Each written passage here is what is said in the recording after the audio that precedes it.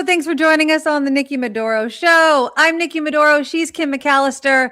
I have my cocktail because the news just drives us all to drink. So, and please and thank you to all the people that support us because we are 100% crowd funded. So if you can find it in your heart and wallet to support our show, we do appreciate it through the super chat, super stickers, PayPal, and Patreon. All those ways are in the show notes, and we do appreciate you guys so much. And yeah, it's been absolutely crazy since I feel like I start the show, Kim, every single week the same way, because I can't believe what's happened over the past 7 days. So I will have to say that the Easter message blew me away, right? So, it include cuss words, praise be to Allah, which, fine, but it's an odd message to put out. And then saying that he's going to destroy a civilization. I just don't understand where we are as a country and yet still say we're not at war. You know what I'm saying? So let's all bring each other up to speed of where we are on this day. So right now, if you're watching this outside, it is April 9th.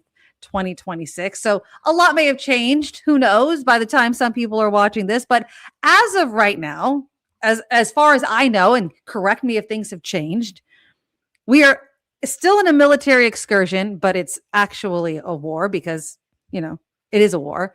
The Strait of Hormuz that apparently we have control of, but don't have control of, but is open, is not open. That used to be free for boats to pass through. Now, apparently, Iran is charging ships to go through. Even though Trump and Caroline Leavitt say ships are going through, apparently no ships are going through. Or if they are, it's like trickling one or two ships. Oil prices over $100 a barrel. Gas prices around the world are just skyrocketing, which means the price of goods are skyrocketing across the country.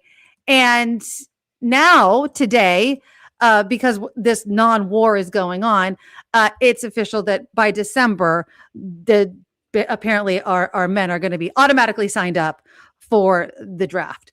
Yeah. Can you please help me out here, and explain to me, is this what MAGA voted for? Because I, over the past 7 days, have been loving, but yet still fearful of all of the videos of these MAGA supporters that have been yelling and screaming about what the hell is going on and the infighting between those that used to be like gung-ho Donald Trump and are now actually saying it's time for the 25th Amendment. And I'm like, welcome to the party, people. Absolutely welcome to the party. So here's the problem with the 25th Amendment. From what I understand, it takes the president's cabinet to institute it. And look around at the president's cabinet. They are not going to do that. They're not going to. So it comes down to then Congress with an impeachment and a conviction in the Senate. I mean, I don't know. It's to me, and obviously to you, so outrageous, so beyond the pale, so like way far beyond any line that anyone could have drawn. Well, I'll like Trump until this. Well, right. Not like Trump if you're MAGA, right? Like, where's your line that finally you won't morally cross?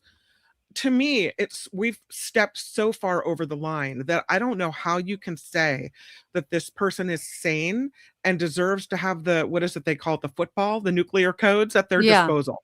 Like, right. He is Lulu. He's crazy. So, and people will say, well, no, this is just the way he negotiates. Like, he just plays hardball. He just acts this way, but he really won't blow up a civilization. I saw a picture, and I was looking for it earlier, and I should have saved it a couple of days ago when I saw it, because I couldn't find it again.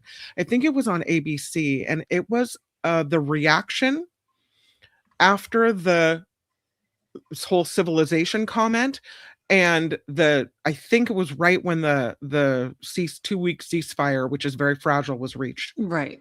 And it was a picture of a Ceasefire. woman, Mhm. and her face was not covered, but so that's not a hijab, but it was she had the black covering. I'm sorry, I don't know the right terminology. But her face was there, and she was I think she was in a car window, and the look of pain and fear and anguish in her eyes, and because all you could see is just her face being framed, right, and nothing else around her. It's just her, so her face is like zoomed in on her face. And I thought to myself, that's the look of a woman who thought she was going to lose her kids today. Yeah. That's the look of a woman who thought everything I know and love is gone. And I don't care what she's wearing. I don't care what God she believes in. She and I have a lot in common, because I know all she wants is the best for her kids, just the same as me. Yeah. So I am mortified that my government made her feel that way. I am horrified that we are instilling fear in the world like that. That our president, that the person who sits in the Oval Office who speaks for me, said he was going to wipe out a whole civilization.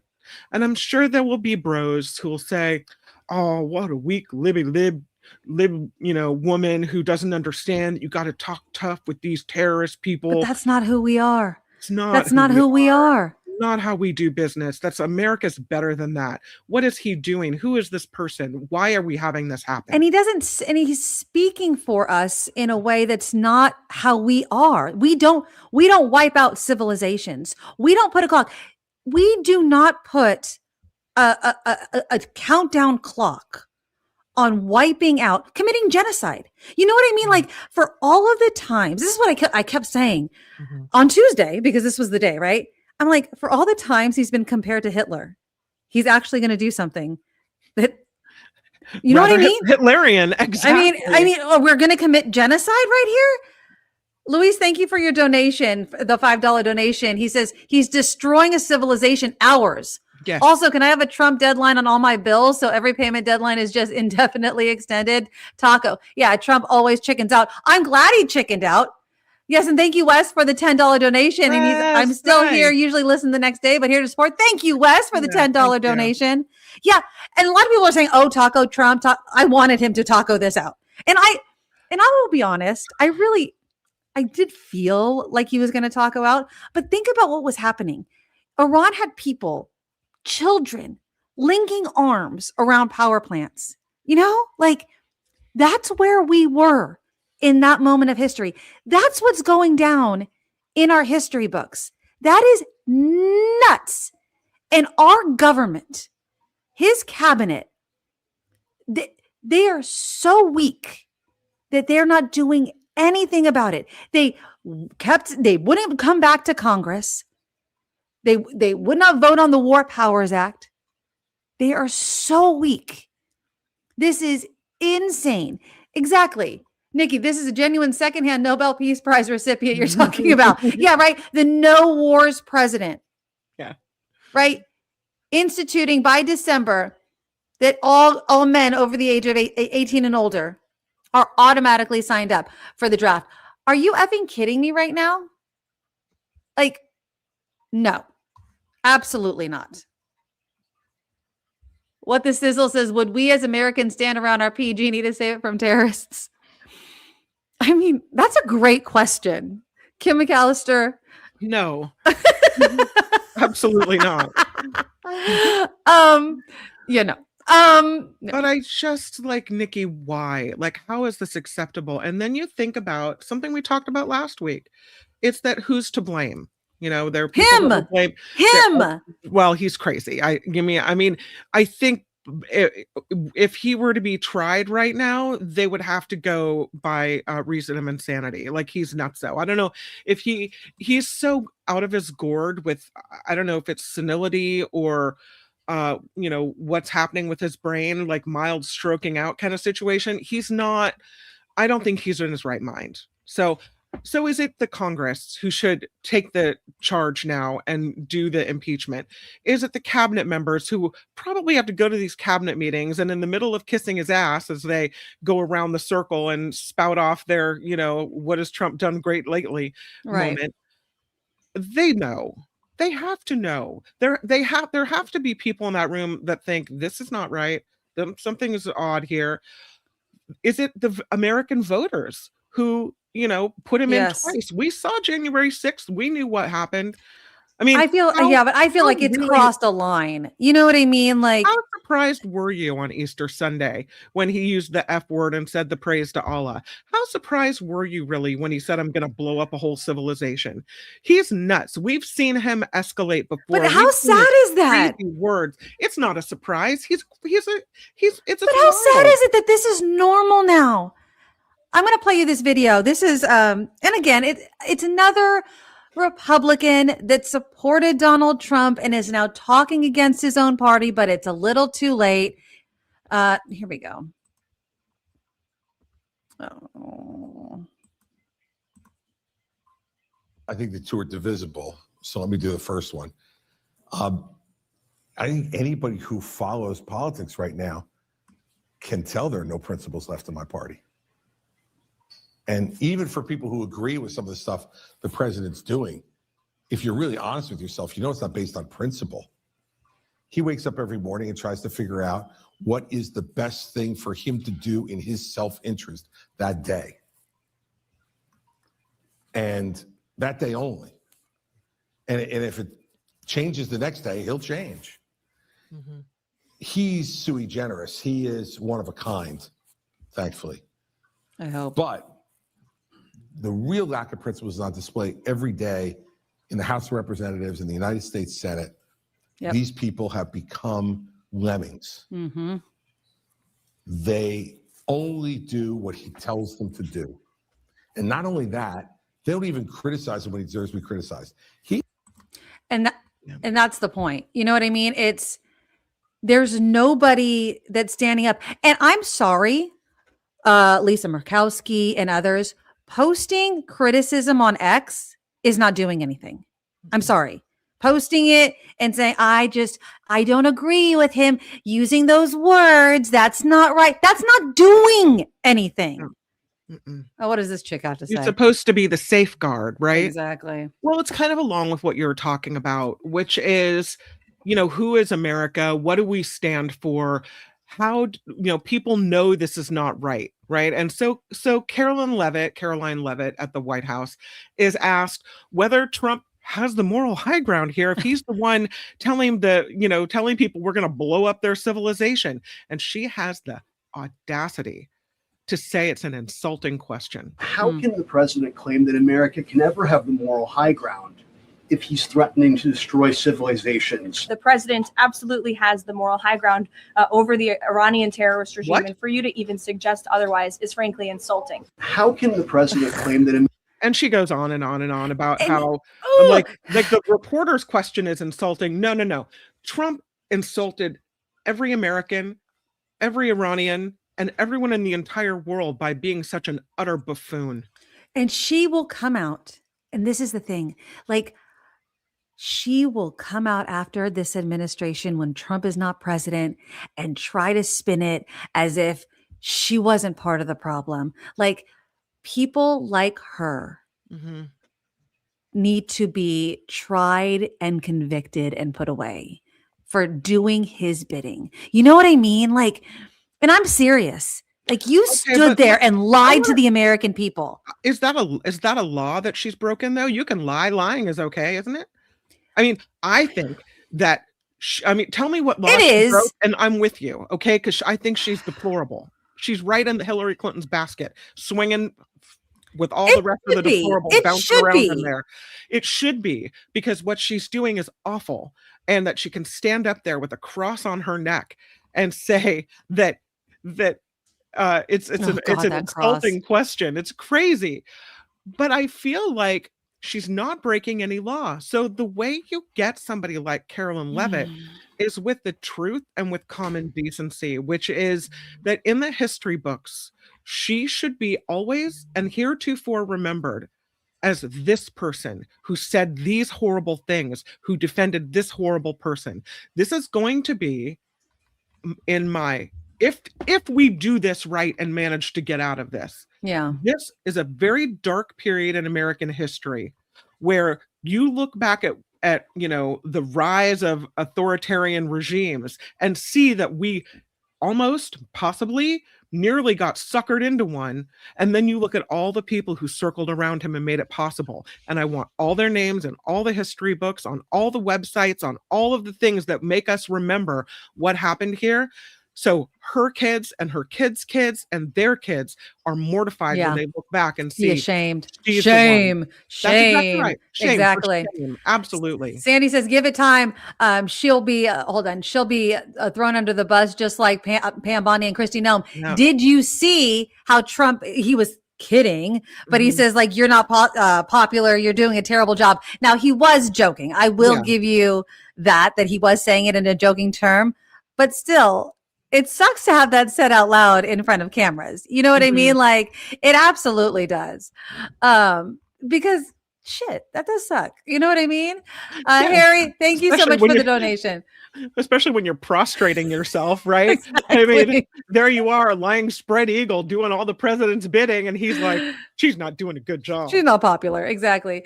Harry, thanks a lot for the $10 donation. There are not enough Maduro mules or kamikazes to make the grifter in chief acceptable. No, there are not. But cocktails and news is what I need every week to get through this. Wes, thank you for the $5 super sticker. And Jim, thank you for the $5 super sticker as well. Again, you guys, thank you so much for being here because I feel like the world and this country is going insane. Like, this is the other conversation that I have in the car with myself all the time is what needs to be said to these Republican lawmakers for them to do something. Like, here's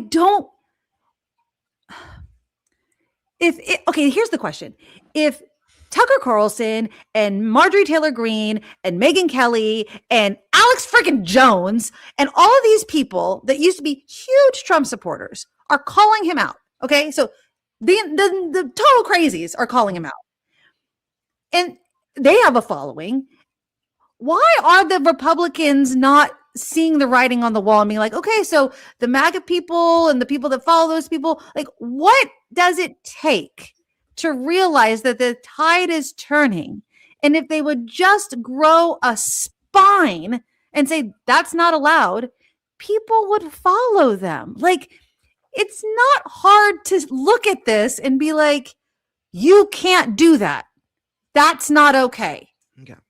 It's not insane to say, hey, as president of the United States of America, we don't do wiping out civilizations. We don't start wars. But you want them to tell Trump that? Yes, because I feel like the support, my point is, I feel like they didn't want to do it because they didn't feel like they had MAGA support, right? But all these MAGA people are no longer supporting Trump anymore. I mean, Trump was railing against them today. He was calling them nut jobs. This is what he said today about Tucker Carlson, Megyn Kelly, Candace Owens, Alex Jones. He's like, they're stupid people. They know it. Their families know it, and everyone else knows it too. Look at their past. Look at their record. They don't have what it takes. They never did. They've all been thrown off television, lost their shows, and aren't even on TV. As if that matters, because nobody cares about them. They're nut jobs, troublemakers, and will say anything necessary for some free, cheap publicity. Why is our president concerned about that? You know, it's this is what you get by having a TV president. This is what you get. Oh yeah. I don't think that anybody would say to Trump, we don't do that, because they know Trump won't listen.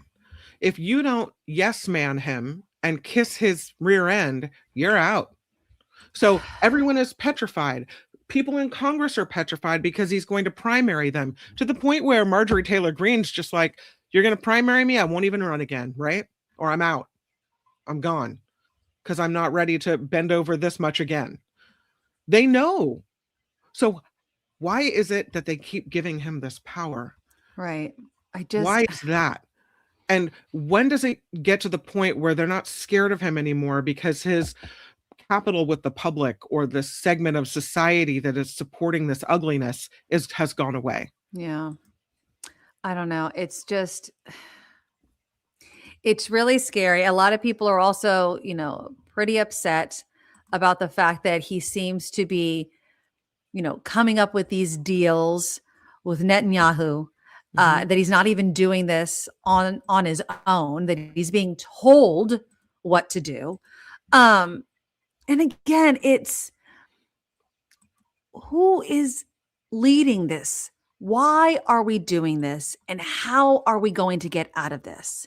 And it's scary that, the Israeli prime minister, in many people's eyes, is pulling the strings of a war, and it is a war that nobody asked to be in. You know what I mean? And again, I don't know how we get out of it. And that's what's frightening. And the fact that they want, and again, this whole automatic registration for the draft scares me to death. What are they seeing? How long is this going to last?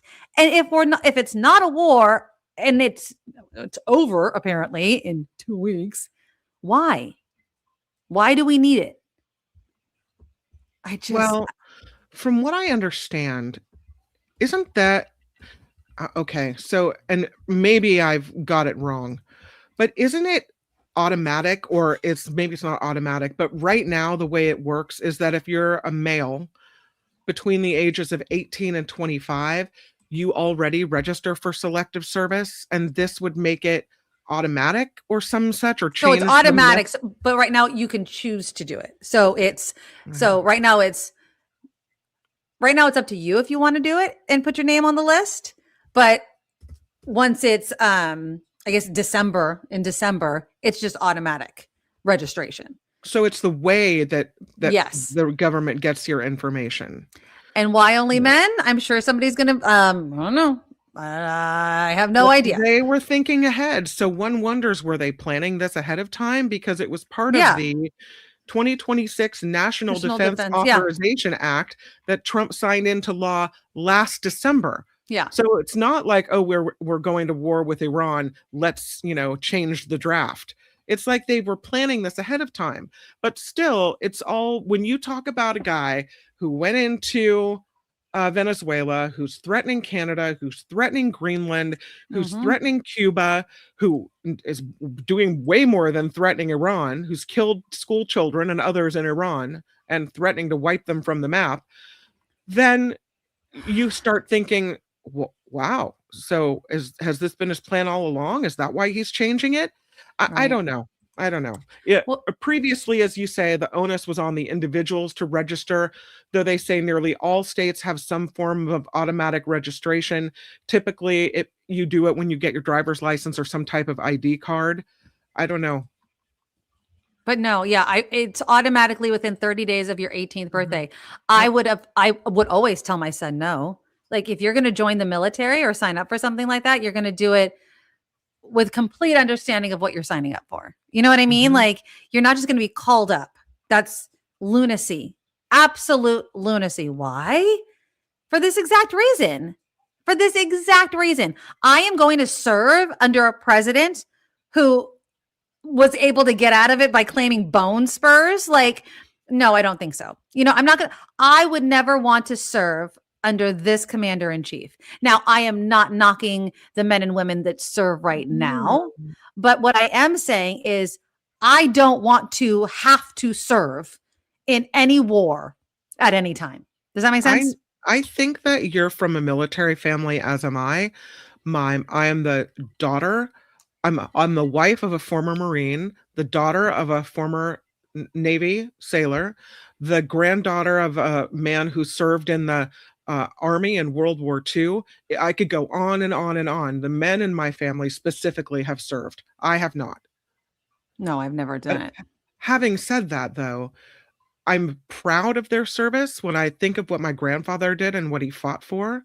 Even though my dad was in the Vietnam years, when I think of his service, my husband's service, I'm proud of that. But if my child walked up to me today and said, I'd like to join the military, I would have a real problem with it right now. Right now, exactly. I mean, but honestly, I don't even think, even if it was, let's just say, my favorite president, Obama, I would have a problem with automatic. I want, like, laying your life down. You need to make sure that that's what you want to do. Now, someone's asking about women.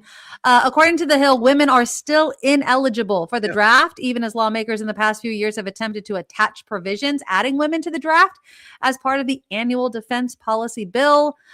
So yeah, women are not part of this automatic whatever. No, and they won't be, because Hegseth has said he doesn't believe that women should be in combat roles, right? Right.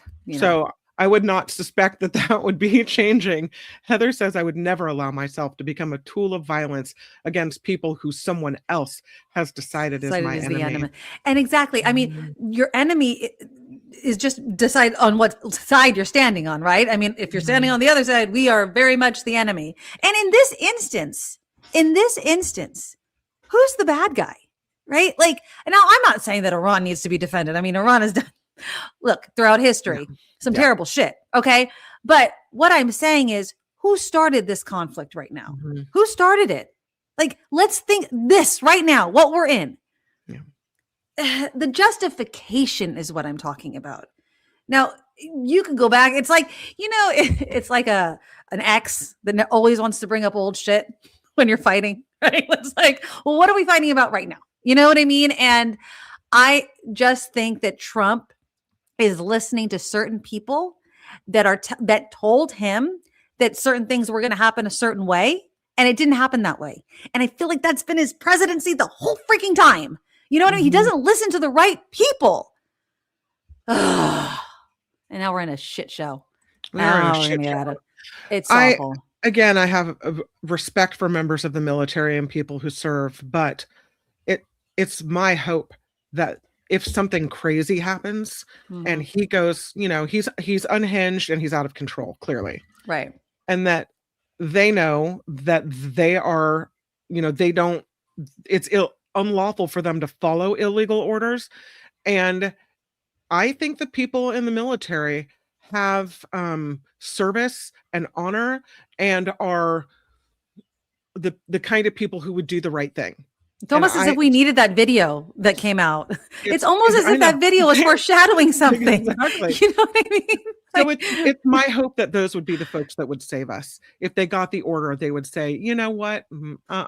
Nope. Well, I was hearing, and forgive me if I don't know if it's CENTCOM. I don't know my military abbreviations, but I was hearing one interview, and the guy admitted that it was secondhand knowledge, that people were not disobeying, but saying no to suggestions from Pete Hegseth on military operations. They were like, no, we're not going to do that. Recommendations. That's what it was. Not suggestions. Recommendations from Pete Hegseth. They weren't orders. He made it clear that these weren't orders, but these were recommendations coming from Pete Hegseth for military operations. And they were like, nope, that's not a good idea.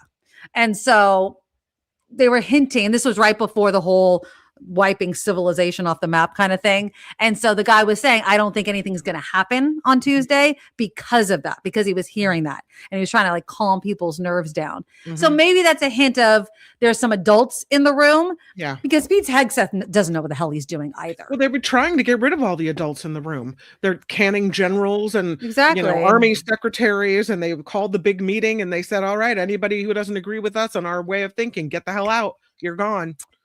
Right. So now, now a lot of people are saying and wondering, Jen says, wasn't there like 12 generals that stepped down because they wouldn't follow his orders? They're being replaced by yes men. And that I was having this, not disagreement, but conversation with my husband who was saying, you still can't put in children. Like you can put in like yes men, but they still have to have some sort of training. There has to be some sort of experience, I guess. So even if they're yes men, you would hope that they would still have some sort of allegiance to like a military code or you know what I mean? Like there would still be some sort of training that would kick in that would be like, you'd friggin' hope. You know what I mean? Like, just like these MAGA people that are waking up and saying like, oh my God, what the hell did I follow? Right. So I don't know. But some people are also saying, did we get into this to distract from a very big story, Kim McAllister? Did we go to war because of the Epstein files? Like, did he actually do all of this crap? I mean, one, because people were talking in his ear, but there's something we're not talking about all the time, of course, which is the Epstein files. Epstein files have been shuffled down to page 5 or 6 in the newspaper, and it's been Iran, Iran, Iran all the time. Except today when he got I don't understand why, and this is what a lot of people are saying. What the hell is the first lady doing, coming out and having a impromptu, because apparently, Kim, nobody knew that she was going to be making the statement that we're going to play right now. And I'm here for it, but let me know in the comments, why do you guys think she is doing what she's doing right here? Go ahead, Kim, play it. I am not Epstein's victim. Epstein did not introduce me to Donald Trump. I met my husband by chance at a New York City party in 1998. This initial encounter with my husband is documented in detail in my book, Melania. Have to do the little The plug first there. time I crossed paths with Epstein was in the year 2000 at an event Donald and I attended together. At the time, I had never met Epstein and had no knowledge of his criminal undertakings. Numerous fake images and statements about Epstein and me have been circulating on social media for years now. Be cautious about what you believe. These images and stories are completely false. I'm not a witness or a named witness in connection with any of Epstein's crimes. Question mark. My I'm not a name has witness or never a main appeared witness? in court documents, depositions, victim statements, or FBI in interviews surrounding the Epstein matter. I have never had any knowledge of Epstein abuse of his victims. Bullshit. I was never involved in any capacity. I was not a participant, was never on Epstein's plane, and never visited his private island. I have never been legally accused or convinced of a crime in connection with Epstein's sex trafficking, abuse of minors, and other repulsive behavior. The false smears about me from mean-spirited and politically motivated individuals and entities looking to cause damage to my good name, to gain financially and climb politically, must stop. She's only mentioning herself, too. My attorneys and I have fought these unfounded and baseless lies with success and will continue to maintain my sound reputation without hesitation.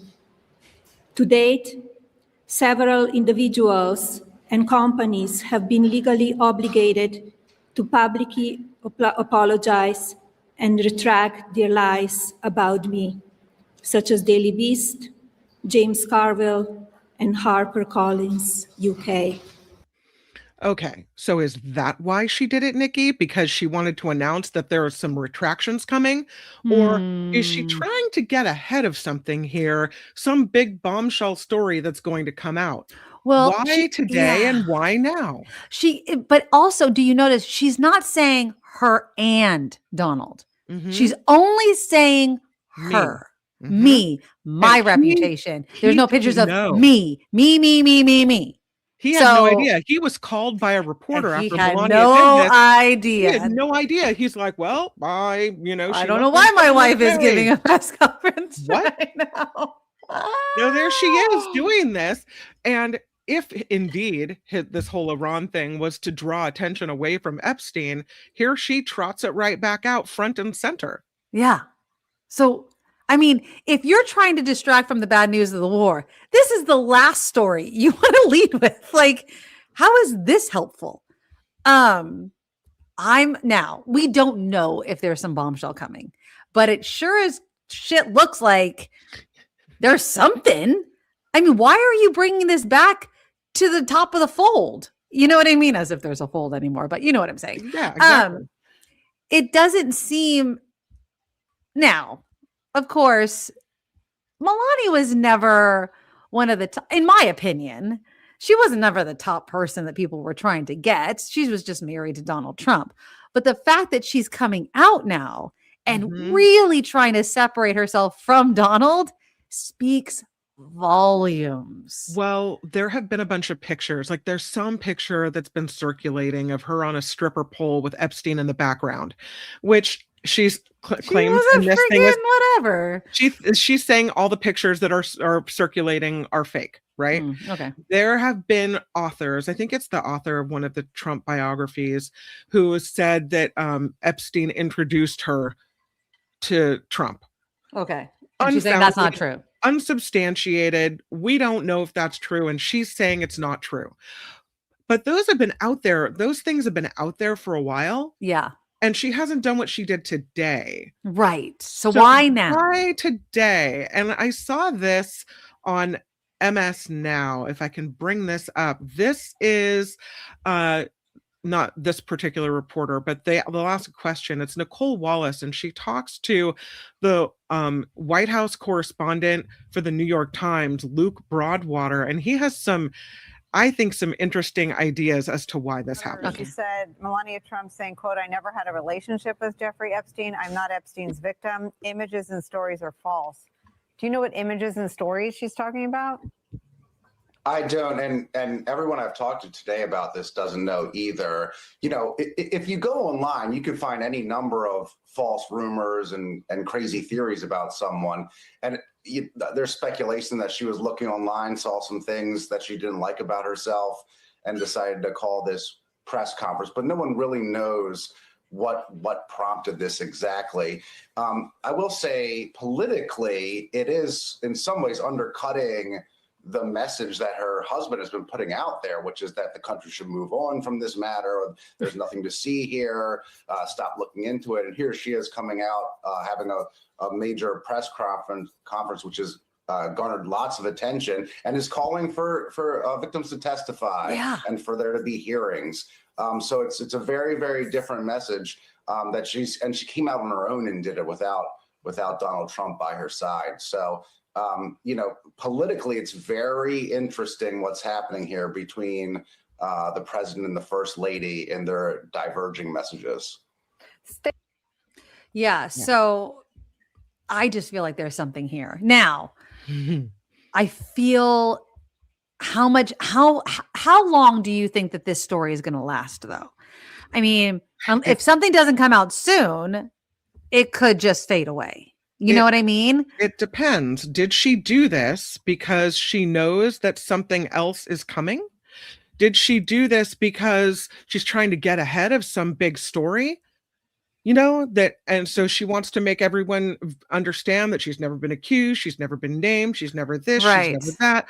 So what's happening? So here's more, again, from Nicole Wallace on MS Now. And she has on her show, the representative Robert Garcia, he's one of the ranking members on the House Oversight Committee.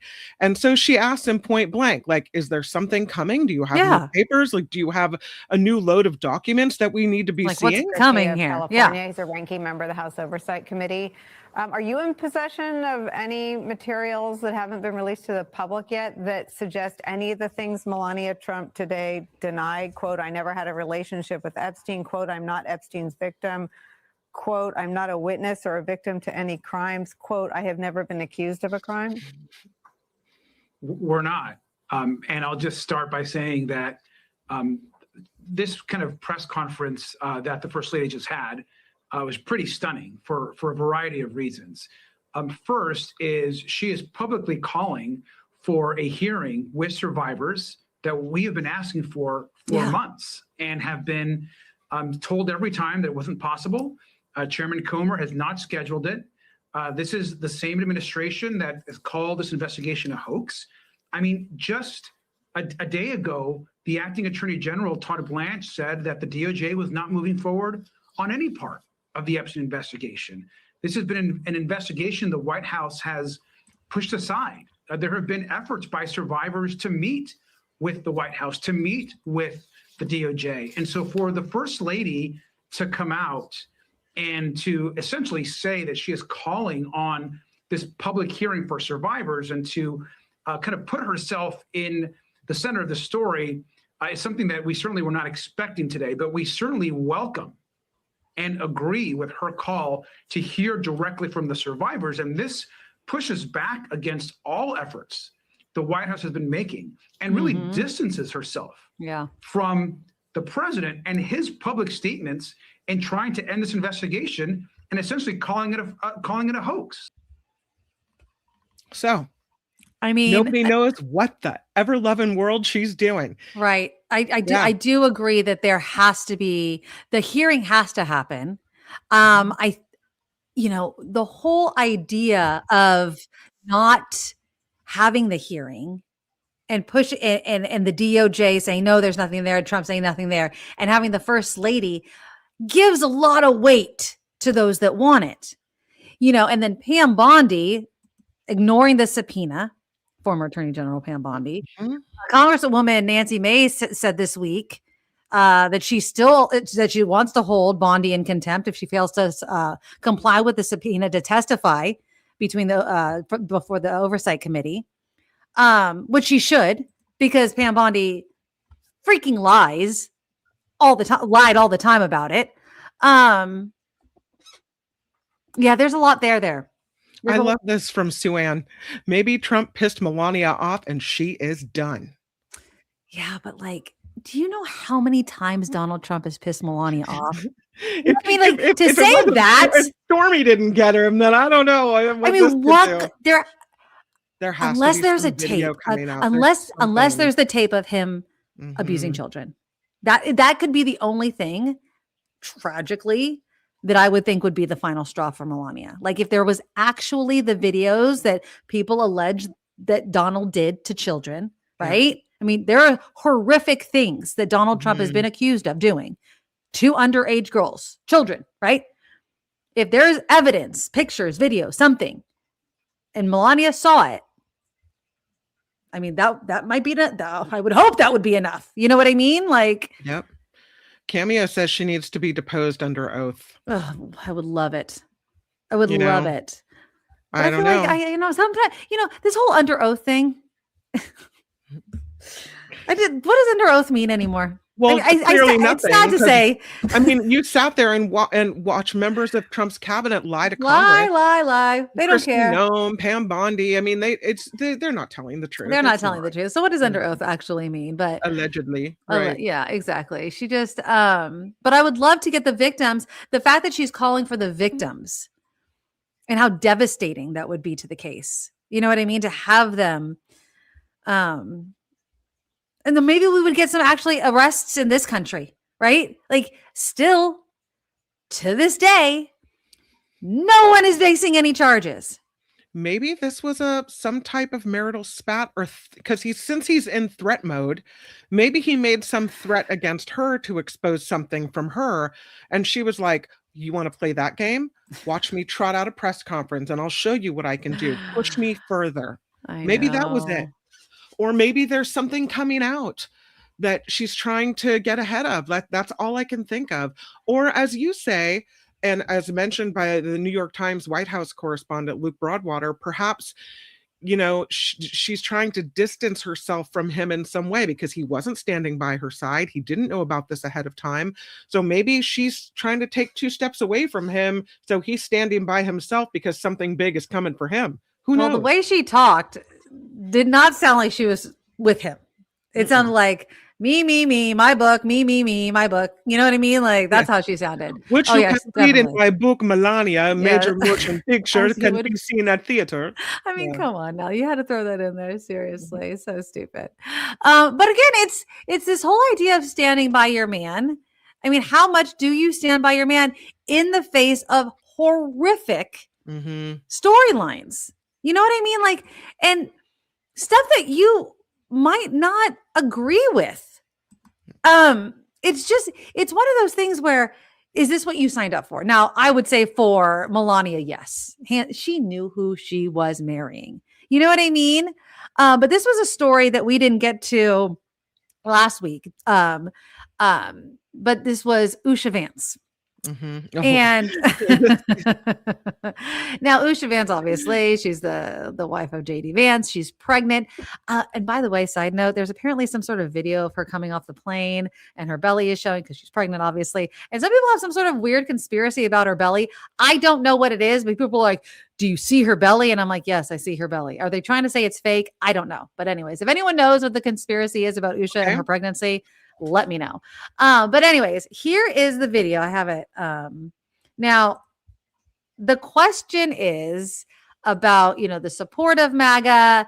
And here's my question, is this what she signed up for? Does she, and now that JD Vance is this JD Vance, because JD Vance has been many JD Vances, what do you think of this? Hold on here. Let me see my screen. By the way, Usha, while you bring up the video, I want you to know Usha Vance is 40 years old. It's not easy to get pregnant when you're 40, just so you know. Like, I don't know if maybe she's extremely fertile, but is she really pregnant, or were they in vitro in it? Like, what's going on with these people? Oh, so maybe that's the whole thing. Here we go.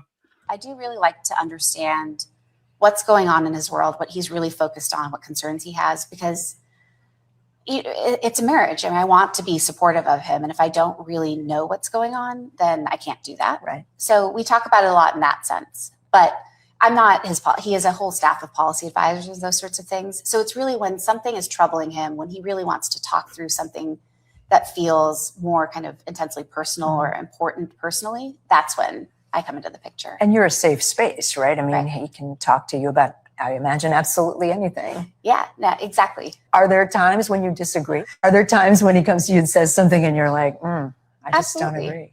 Yeah, we have totally different backgrounds, right? We have different starting points for thinking about all sorts of questions. But one of the benefits of being in a marriage, as opposed to, I'm not a staffer, I'm not involved in this in any professional sense, is that there's no expectation that we are going to see eye to eye on everything.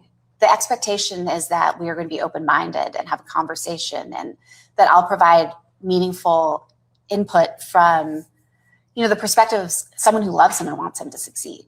So even if we don't agree, I think it's always very productive. In 2014, you were a registered Democrat.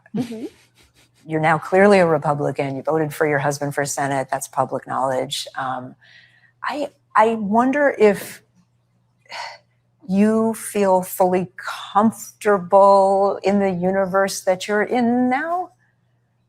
What do you mean?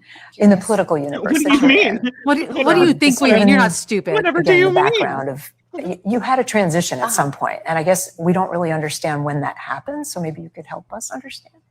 Well, I do feel very comfortable in that no one has ever asked me to engage in any kind of litmus test on anything. And what I've found is that I was myself in 2014. I can be myself today.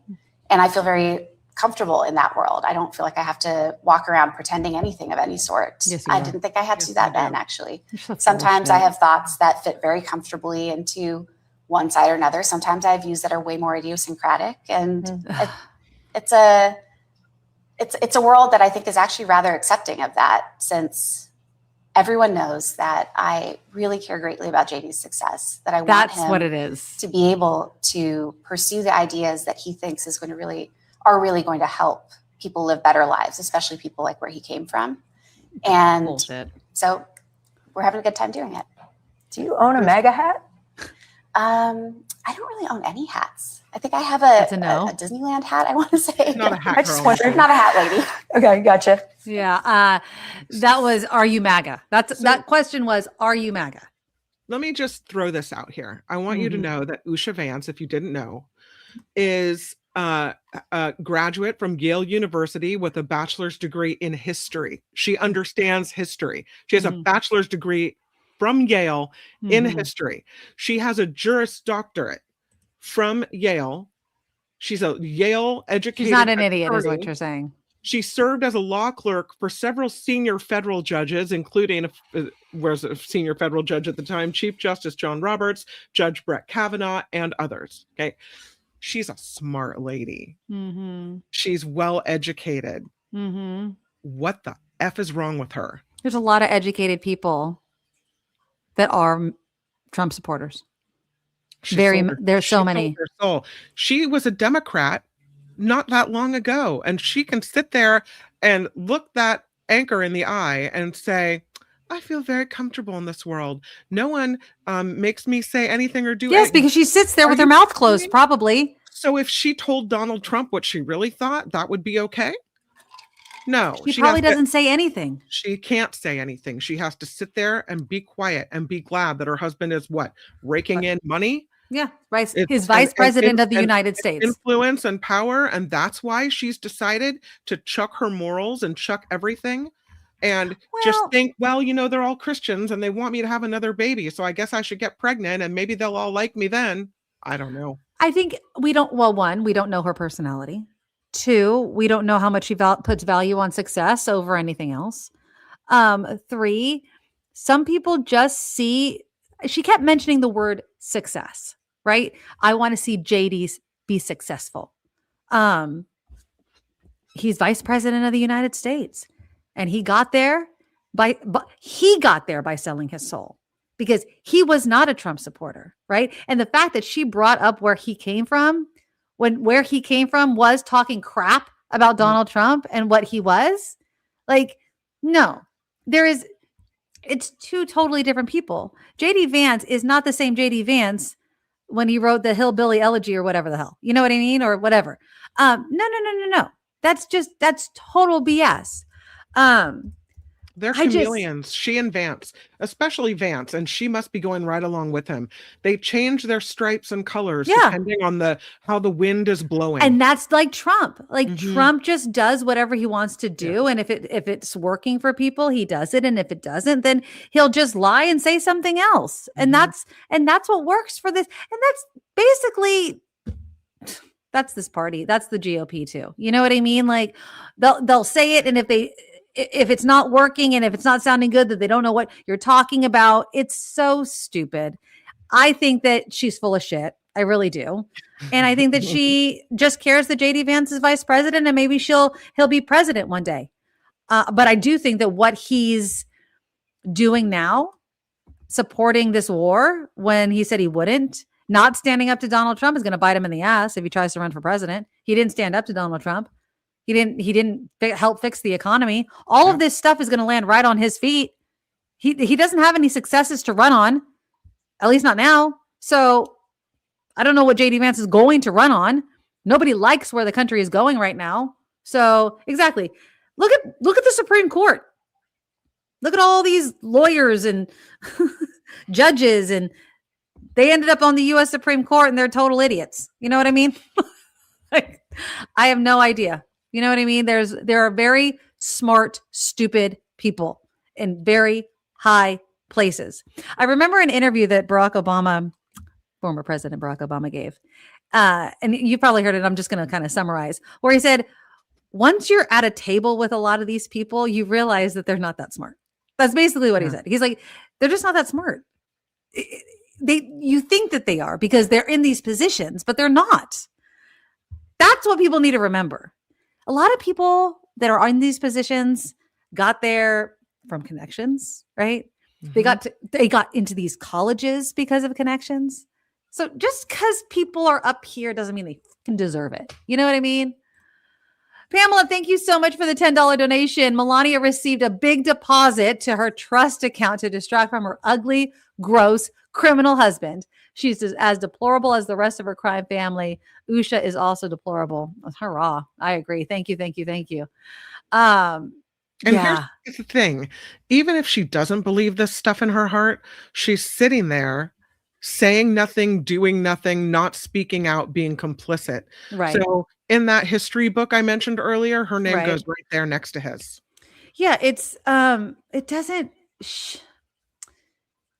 the people that are in this moment of history supporting this administration, and again, I hate, because it's so tired, the whole Hitler and the SS and all that, but it is the same thing. You know what I mean? It's the same thing. You were part of this. You didn't do anything. You made it worse. That's the problem. And you were with them. Yes. You were with them. You cheered it on.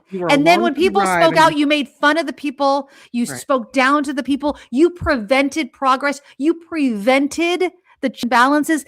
That's what you should be ashamed of. That's what history is going to remember you about.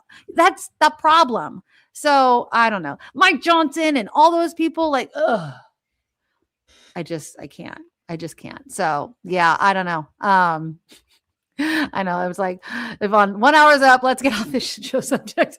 I know the hour is up. We try to switch to something like that's not Trump related. I get it. But I'm just saying, it's hard. It's really, really hard. It's hard for me to believe that she really talks to JD Vance about the things that are going on and about, they bounce ideas back and forth off of each other. Right. Because her ideas are completely different than his. Yeah. And she can't possibly agree with him, right? If she is who she said she was. She doesn't agree with him. She doesn't agree with him. She's just saying that because it sounds good. You know what I mean? Like, that's it.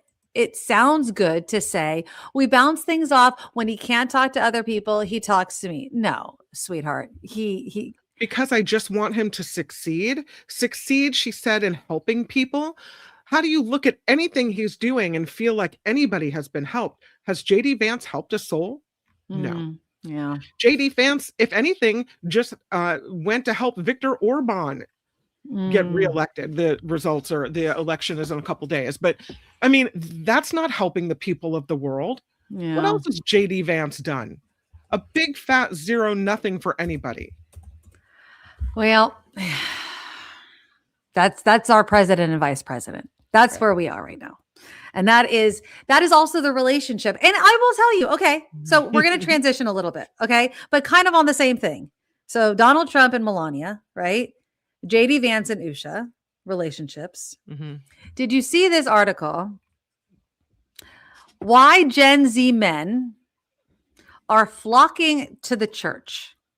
Did you see this? Okay, so apparently, for reasons that they have not identified completely yet, 40-something men, or young men, Gen Z men, which are not 40-something men, Gen Z men are coming to churches and small groups in big numbers, apparently.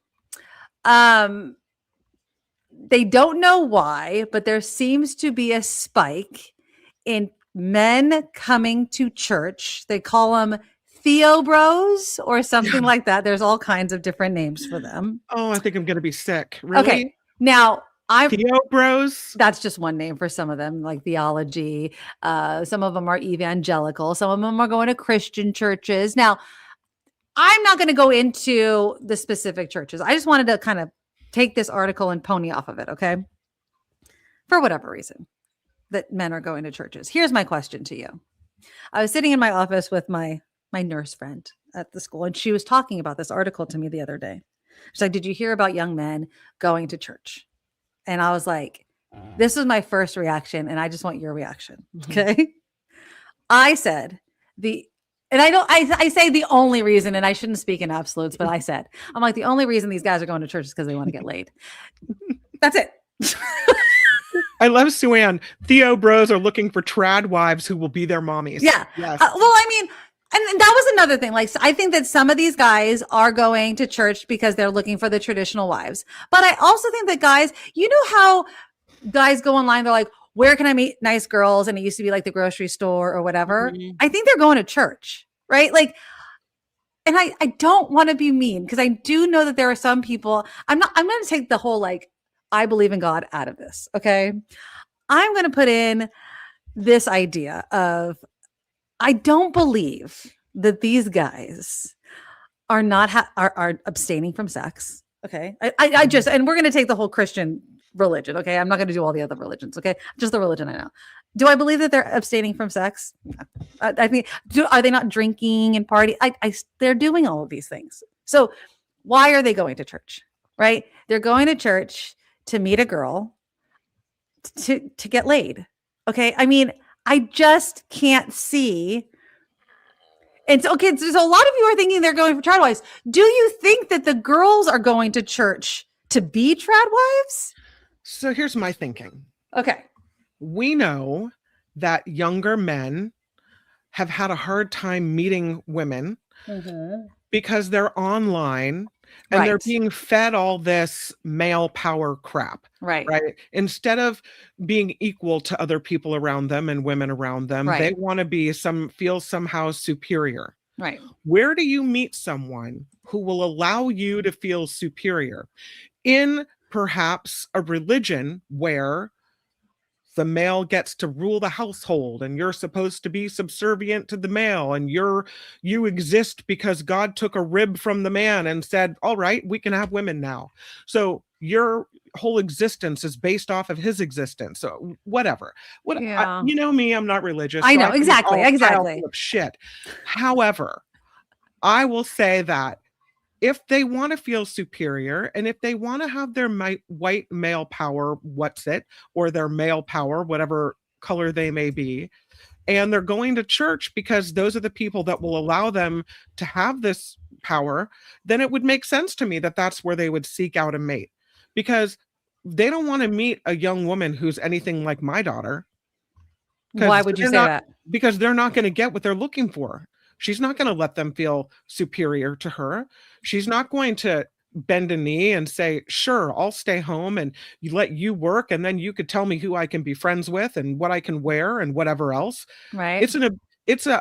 I feel that type of relationship is abusive, one-sided, and controlling. That's my outside look at it. Right. But if that's what they want to be the guy in charge, then what better place to go meet ladies at church? Now, I will say this. I have seen, and this is totally anecdotal, okay? I have seen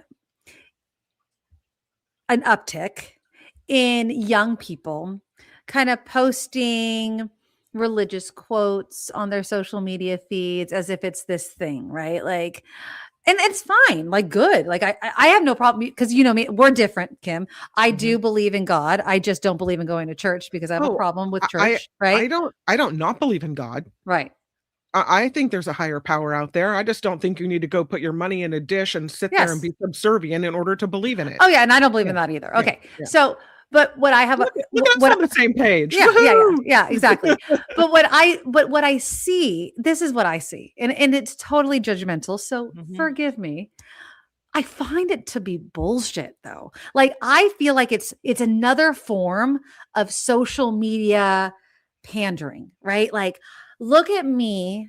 I'm going to put some sort of like Christian quote to make myself look good, right?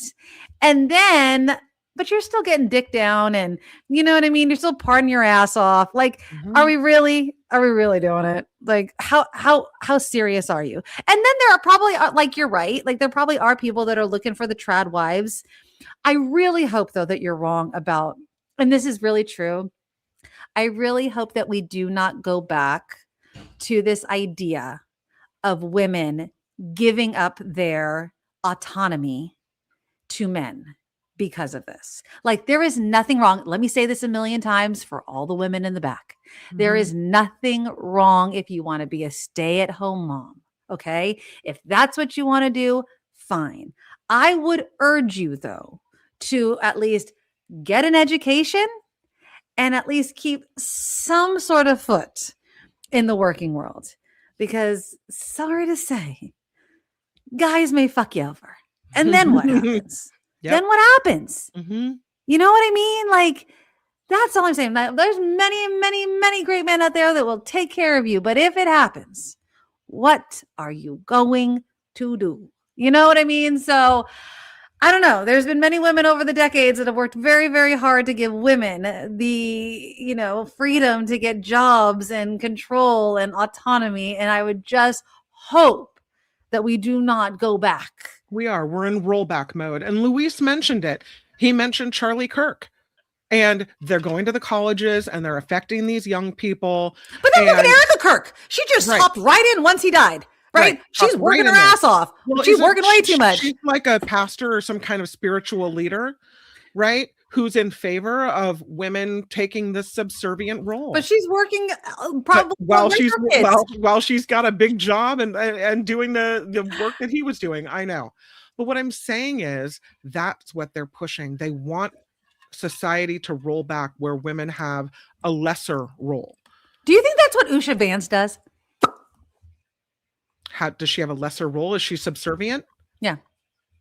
When I look at that interview, when I look at who she claimed to be, how she went to Yale. I mean, you have to work your ass off to go to these schools. Of course. Look what kind of a person she was, got into Yale for both undergrad and law school.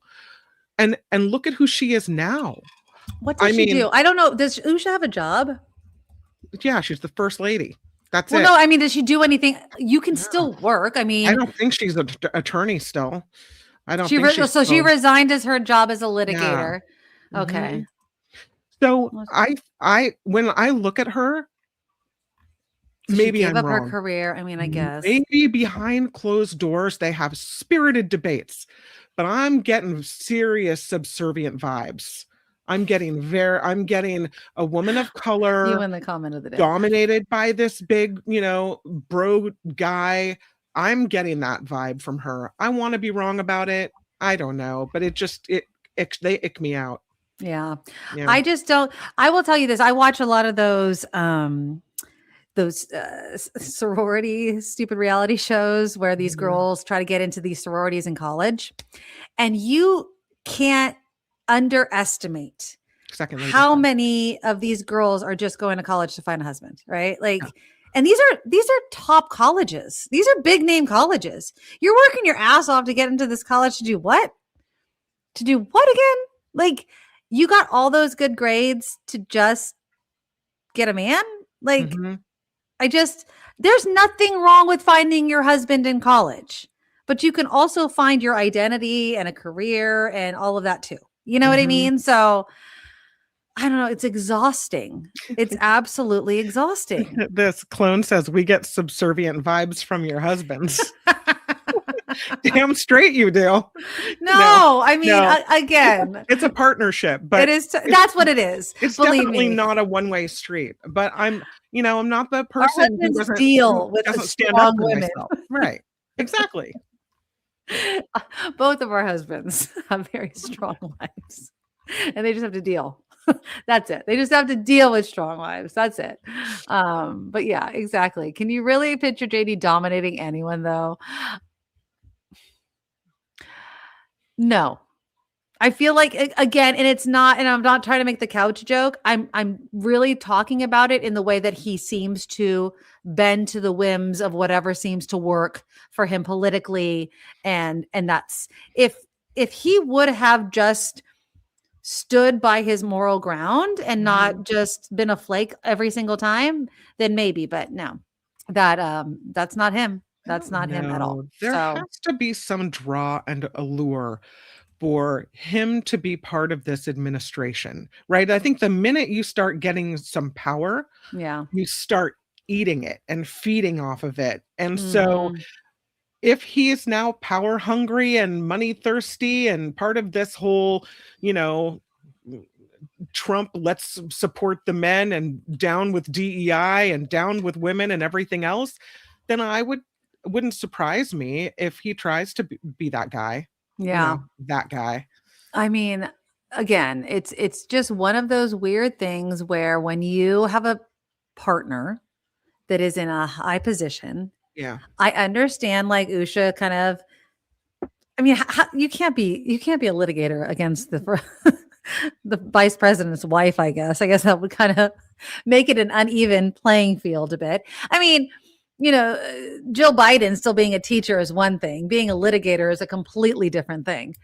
I don't know. It's just weird. I feel like she's lost her identity a bit. Does that make sense? I feel like she's just lost her identity. And that's what I just don't want women to do. Just don't lose your identity because it's dangerous. It's absolutely dangerous. Yvonne says, my sister loves not working. One kid, 20 now, hasn't worked in 20 plus years. Her husband makes great money and she loves to spend it. Hey, power to her, whatever. Exactly. Again, it's if you are in a good relationship. Okay, hold on. That story that's come out, they're making that heiress that got divorced. Have you guys seen the story of the New York heiress? Belle Burden. Have you guys been following this story? Okay, you guys Belle Burden. They're doing a whole thing on this, okay? She's a Vanderbilt heiress, okay? She just came out with a memoir, okay? She was married to a hedge fund executive by the name of Henry Davis, okay? One day, this dude, she's rich. She had generational wealth on both sides of her family. She had signed a contract with her mother ensuring that she'd signed a prenup when she was married. She had 2 trust funds, blah, blah, blah, blah, blah. Well, apparently, okay, hold on. I want to read this properly. So she was married to Henry Davis. Okay. So Davis suggested a specific amendment to the draft her lawyer had sent of the prenup. Instead of splitting everything equally if they were to divorce, he wanted them each to keep what they had in their own names and split everything in both of their names. Burden wrote in her memoir that when she told her lawyer about the change, she told me it was a bad idea. She admitted she felt a wave of anxiety. Anyways, this again is one of those things. Well, apparently he came home one day and just in 2020, in the middle of COVID, when Bird and Davis and 2 of their 3 children were quarantined in their Martha Vineyards home, got a phone call saying he was having an affair. The woman that he was having an affair with called. And then the next morning he says, I want a divorce. So he just left her ass right there. And again, she's a Vanderbilt, but they had bought a 4-bedroom apartment in Manhattan, something that, she had to move out of. She emptied one of her 2, I know this is like rich people problems, but again, emptied one of her 2 trusts to purchase it, listed Davis as a joint owner, even though he had not contributed to the purchase. A few years later, she used her second trust to purchase, she had to purchase another home. Davis had gone to look at it alone. So she wired him the funds, emptying it completely because he had, So anyways, it's a very convoluted story, but anyways, this story is basically about how she had trusted him in the beginning and he had basically screwed her over out of a lot of the money. And then she still has to see him. Like, apparently they're still in, I think it's New York, and they have to walk past each other and everything. He doesn't even see the kids. He doesn't even want custody, I think. Wow. He cut her off. This is what I'm talking about, people. So she doesn't get any of her money back? So I don't know. It's they have to sell all the properties and split it 50-50? Okay, so Burden says, I have to watch the whole documentary. So there was a counterclaim that she would fight the prenup because she said she and Davis agreed that they should amend the prenup since it was no longer fair, given her decision to give up her career while his took off. Because again, they made all this money, but she stayed home. He made all this money and he didn't want to give her any, right? That's always what they want to do. So, because he wanted the prenup of what you came with, you leave with, but then they made tons of money while they were married. He didn't want to give her any of it. That's the problem. That was the problem. So Vanessa, this is why I've stayed single. So I think that was the problem. So I made it all convoluted because I was reading an article. So they came with money, but then they made a bunch of money, but he didn't want to give her any of the money they made while they were married. But he doesn't mind taking the money out of her trust fund to buy their home and put his name on the deed. Yeah, he's just an a-hole. So again, it's be careful who you marry. When you're in love, it's all good and dandy. but when they leave, you're screwed. You know, it's just really, it's convoluted. But yeah, anyways, the Vanderbilt story, read it. I might have some of the facts wrong, but anyway, she got screwed basically. Yeah, And she did. she just got, but again, it's rich people problems. So I'm not like really devastated for her. I know people in my own life that really got screwed. You know what I mean? Like they gave up their entire life to raise their kids. Yep. And then they have nothing after they get divorced. Nothing at all. No Social Security, no 401k, none of that. Mhm. So ladies out there, just if you're going to go to a church to meet a man, just still continue your education. You know what I'm saying? Exactly. Exactly. Don't be like Usha. It's fine. I can't imagine why else that the churches would be increasing in numbers with young men. That just, that's why it has to be. Well, again, where do you think? Okay, let's make this a little lighter before we end the show. If your daughter was looking, I know our daughters are still just 16, 17. Where would you advise them to go look for their husband besides college?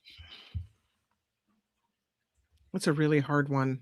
Where did you guys meet the loves of your life if you've met them? Like, where did you meet David? Where did you meet David? It was the first time that I ever got on the internet, and there was a coworker. Did you meet him in like a chat room? Yes, there was a coworker. It was an IRC chat room. It's like we weren't on, like, they didn't have dating things then at all, like the online dating. That wasn't a thing.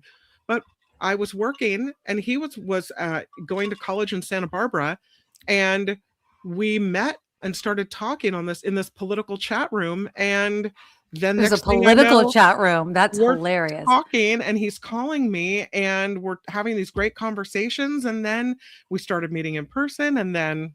Wow. How weird is that? Yeah. I mean, it was still like the internet connection was the beeps and clicks, the old modems. Or whatever they're called. Yeah. Uh-huh. Oh, that's funny. Harry's like, oh my God, in real life, IRC. That's some old, IRC. Right. Yeah, that's some old tech. Yeah, I mean, I met my husband when I was 17 at a birthday party. He handed me a case of beer that, yeah, he's like, this is for you. And I had no interest in him whatsoever. Then I met him again and he was cute. So yeah. But that was like a face-to-face thing before cell phones. You know what I mean? Like where you actually met at parties and there was no evidence or anything like that. But met my ex at University of San Francisco as a student. Made tons of friends. What was your handle? People want to know. God, I don't even remember. I had a handle. It was Knickerbocker, but I did it like with all different kinds of letters. Cute. Yeah, it was Knickerbocker. I did that all the time. I remember his was flat top something. That's funny. Because he still had his flat top from the Marines on his hair. Yeah. I don't remember what mine was. Clone says dating apps safe and you can find a lot about a person before moving forward. Mm-hmm. Did we ever find out what happened to that woman that put up the billboard? No. Did Google that. Whatever happened to that woman? She had put up a billboard. And if you don't live in the Bay Area, I'll give you the kind of the nuts and bolts. So this woman wanted to get married. And so she put up a billboard along the freeways here in the San Francisco Bay Area with a website. And then she was supposed to and she was getting all these responses because it went viral. And I wonder if she ever found her man. MaryLisa.com. Yes, Mary Lisa. Did we ever get an update on that woman? No, I'm just finding stories about Mary Lisa. I don't know if Lisa ever became a. Because I know Lisa. She went on some dates. They had right after. She's like, I've gone through them. I think her sister was helping her kind of funnel through all of the emails that she was getting. I know some people, I think out of the country, were even responding to her. Now that's a meet cute. You know what I mean? Like, I saw your billboard. I responded. Sure. That can be kind of cute. It could be kind of creepy, but I don't know. Gordon says, I did meet my first wife at church.